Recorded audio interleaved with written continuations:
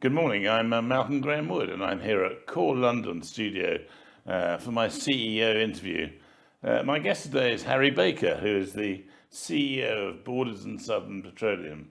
Good morning, Harry, great to see you. Morning, Malcy, and thank you very much for having me. It's a great pleasure for the first time, and to be honest, I think there are people who don't know that much about Borders and Southern. Obviously the experts know it all. Let's start off with what I usually do and say, could you give us a rundown on Borders and Southern for those people who don't know too much about it, please? Happily. Thanks, Malcy. Borders and Southern is an AIM-listed E&P company with an asset in the South Falkland Basin, market cap of £18 million. Excellent. Let's take a deeper dive into the asset that you're talking about, because it sounds like with just one asset, but there's a lot to it. Yes. So let's get stuck into Darwin. Well, we are very proud to have the Darwin asset in our portfolio. That was a discovery with 460 million barrels of liquids recoverable in the Darwin field.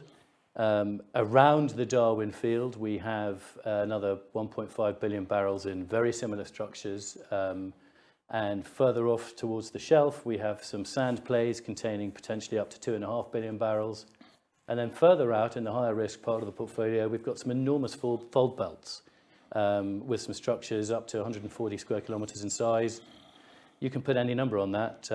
Bruce, our expert, is working on about 4.5 billion barrels in the fold belts. So we've got a near-term development story. We've got exploration upside and some really big numbers in the blue sky area. Okay, that's very useful, Harry, and thank you very much for that. Now I'd like to do a bit of a deeper dive into the main asset, Darwin, and how it looks. Particularly like to know why you said it's a discovery. There must have been wells at the time which made it a discovery. So how did that happen? When did that happen? And why wasn't it taken a stage further then? Yes, the Darwin discovery was made in 2012. Came in within 5 meters of pre-drill prognosis. So the team at the time had a very clear understanding of the target they were going after, and I think executed a brilliant job in the way they managed the program. Gaffney Klein have given the company 460 million barrels of liquids recoverable in the Darwin field. And excitingly, around Darwin, there are a number of very similar prospects at a similar depth that, and some slightly deeper ones, that have potentially around 1.5 billion barrels immediately around the Darwin field. So how easy would it be to go straight into that? How much work would you have to do to say, right, we're going to go back there and we can be realistically a level of where we can actually get to in terms of taking it to that stage? I think the project that I'm engaged in is trying to unlock this story, and we're looking for a partner at the moment that's going to come back and help us drill Darwin. Back in 2012, it would have been extremely expensive and very unusual, frankly, to have a testing kit on a frontier exploration rig. Had there been a testing kit and had Darwin had a flow rate, I believe Darwin would have been in production many years ago. It's a stunning asset, really clearly defined, and is of scale that will be attractive to partners in the industry. So let's talk about partnering, because since then, I know that things have been going on. So what I'd like to ask is, obviously, I've met with your team and they're fantastic. I was very, very impressed. But surely this asset hasn't been on the market ever since then. There hasn't been a sort of, it's been there, but has there been a data room? Have been people coming in and out, or have you now suddenly said this must go now because it looks good? From the outside, I shared the frustration of the Borders shareholders. It looked like from the outside that there was this stunning discovery and nothing was happening with it. Now that I'm on the inside, I can understand the level of work that's gone on. The processing and interpretation and the work that's happened really is of a extremely high standard. I think the company was unlucky with timing. I think the discovery in 2012 preceded the massive sell-off in the oil price as the Saudis launched their war on US shale. I think the sucking of capital, investment capital, going back into the US onshore, followed potentially by the rise of ESG and various other things. I think from the inside looking out and looking backwards, there were small windows when a deal could have been done, and I know that the company came extremely close to getting deals done. I think there were larger period of times when we on the outside were beating ourselves with, we want a deal to happen. I think the industry wasn't interested in deep water exploration deals for large periods of that time. Mm. So, you've got a situation now which looks particularly very interesting. Say we're $80 oil, we don't worry about day-to-day. $80 oil and the equivalent of a good natural gas price. That makes you and your team confident if you opened a data room and you'd be getting straight in, things would actually happen? I think now, for the first time in a long time for Borders, the stars are moving into alignment. We have a project of size and scale, and I think the industry has a problem. There is a growing realization that industrial change can't keep pace with social change. We're going to need barrels for longer, and we're going to need more of them. And companies that might have been positioning themselves for an ESG future are potentially looking at a dividend problem towards the back end of this decade. How are you going to pay your dividend in 27, 28, 29 unless you've got the projects in the hopper now? And we are seeing increased activity in exploration. We're seeing huge stuff happening in South Africa and Namibia, Guyana, Uruguay. I'd like to think that the Falklands should be the next cab off the rank. We've got a proven working hydrocarbon system. We have huge structures, big barrels waiting to be developed. And you mentioned, of course, that you are a natural gas and an oil potential play because you've got one particularly big natural gas potential there in the portfolio. Tell us about that. Because I think, and in talks with potential partners, we're not being prescriptive about what we want because we have so much optionality in the portfolio. So we have potentially 11 TCF of gas. We've got 460 million barrels of liquids recoverable. We've got those huge numbers that I alluded to earlier elsewhere in the portfolio. We think we can be all things to all people. We're looking for a partner we may find a partner who just wants to develop Darwin. Darwin is a 2-year payback at $60 a barrel, 1-year payback at 90. So you can have a rapid payback on Darwin. You have huge running room elsewhere in the portfolio. Stokes sits directly beneath Darwin. That's another 160 odd million barrels. There's 1.5 billion barrels in other structures like Stokes around Darwin. And then move into the Shelfall plays, you've got 2.5 billion barrels there. So we are talking to companies that are interested in gas development. We are talking to companies that are interested in liquids development. I really feel that for the first time in a long time, the industry is looking for projects such as ours. And I think we are very confident and hopeful that something will happen. So the first time for a while, Harry Baker's bringing the Borders and Southern into the marketplace. You've got data rooms open and speaking to major players, and you're getting pretty positive feedback from the market. I'm an ex-broker, so I'll always give it the broking spin. But we have hired an investment bank to manage the process, and we're a tiny little AIM-listed E&P company with, we steward our capital very carefully. So to afford an investment bank would be beyond our remit. However, the investment bank in question liked the project so much, they took it on a zero retainer and 100% success fee. Now, call me a cynic, but I can't remember many investment banks taking on a project unless they, for nothing, unless they know they're going to sell it. Quite, and the timing of this, you always spoken to me about it being an option. The timing of it means that, as you said a few minutes ago, that with lots of potential upside, that the option can be, you can see the option for putting money down straight away. Again, putting my broking hat back on, and I spent 25 years working with smaller companies in the London market. Putting that hat back on, I think you could consider this to be a mispriced call option. We can see the near-term catalysts. I think the industry is looking for deals.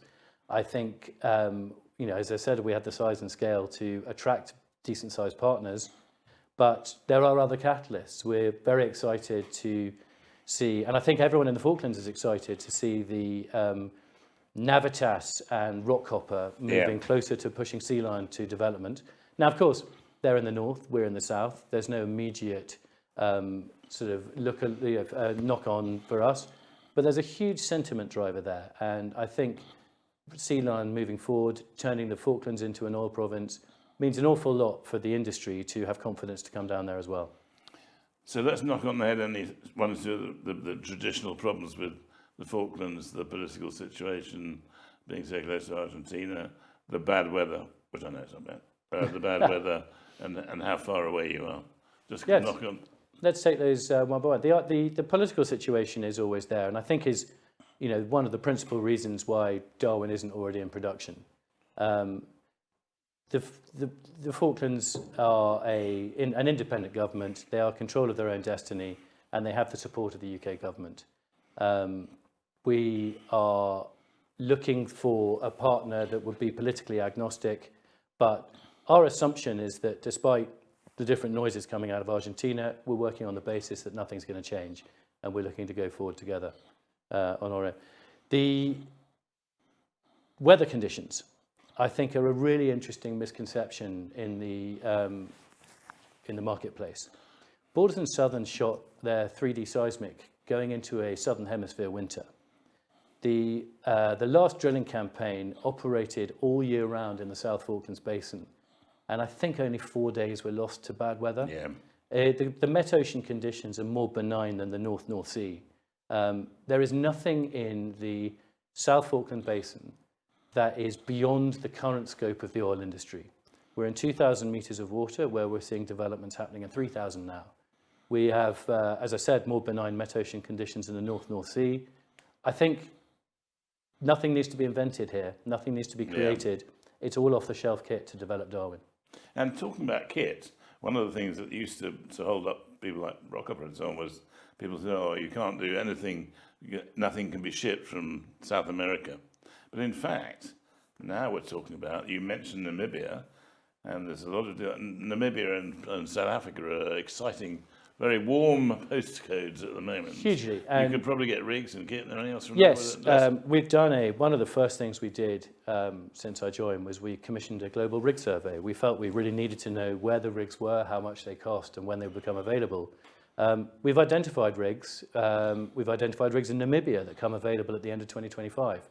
That's a 10 to 12 day mobilization time, which is an awful lot cheaper than coming from Aberdeen. Yeah. And, one could imagine that rigs from Namibia and shared campaigns with our friends in the north would mitigate the costs enormously. Yeah. Interesting point, that sharing with the people in the north. So that, Navitas. Well, you'd expect me, Malcy, to be, if I was doing my job properly, I'd be having conversations with all the operators. Correct. And importantly also, tell us how much money you've got in the balance sheet and how it ticks over. Our burn rate is very transparent. We are a low-cost operation. Our burn rate is sub $2 million a year. We raised money a couple of years ago, and our interims are due out shortly, but they will show that we are funded for the end of this year. Yeah. You mentioned a few minutes ago, you've got a good shareholder list, supportive, and they have supported you. They're very patient mob all the way through, thick and thin, mainly thin. And how are they now? I think I first became an investor in Borders and Southern in about 2007-8. So I have shared their pain, and I'm extremely grateful for the support of the shareholders. And I hope good times are coming. But yes, the top 10 shareholders own 57% of our stock. We have a board that is incredibly supportive, and we've recently been really thrilled to have Sean Guest join us on board. Yeah, good call, that. Sean Guest is the CEO of Valeura, which is one of the top performing TSX companies. But more importantly, he's a geologist by training, so he really gets our project and understands what we're doing. But I felt coming on board that we needed more horsepower and industry experience of doing farm-ins and farm-outs.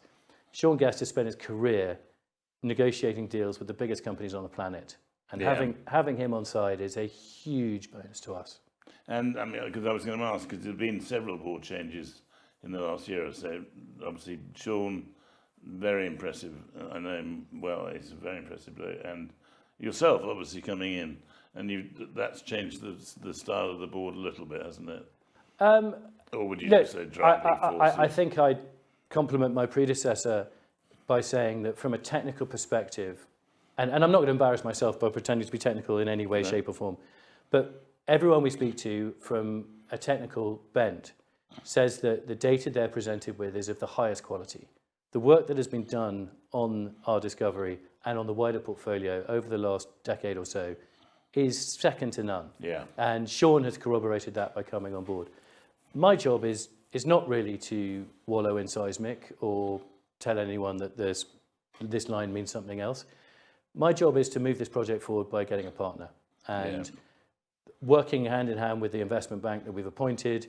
We feel we're making good progress. Now, that's not to say the world won't change and something might terribly go wrong, but we're having great conversations with great companies, and we have a great investment bank that's trying to manage the process for us.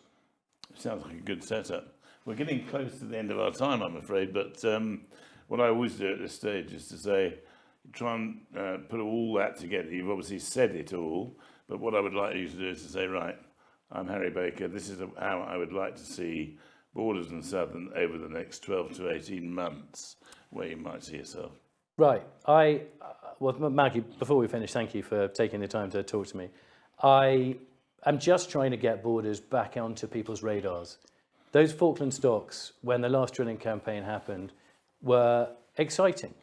And I think that excitement will come back again. We're looking to bring in a partner. We're looking to move Darwin forward. And we have a huge asset and a huge opportunity. And it is my job to try and find the key to unlock that and move the whole thing forward. Well, I wish you the very best of luck, Harry, in that. So I've been Malcolm Grenwood here at Core London TV, doing my CEO interview slot. Today, Harry Baker, the CEO of Borders and Southern, has been my guest. Thank you very, very much for joining us. Thank you, Malky. Taking time out of what is a busy schedule and a very exciting one as well. So thank you very much, and thank you for watching. Goodbye.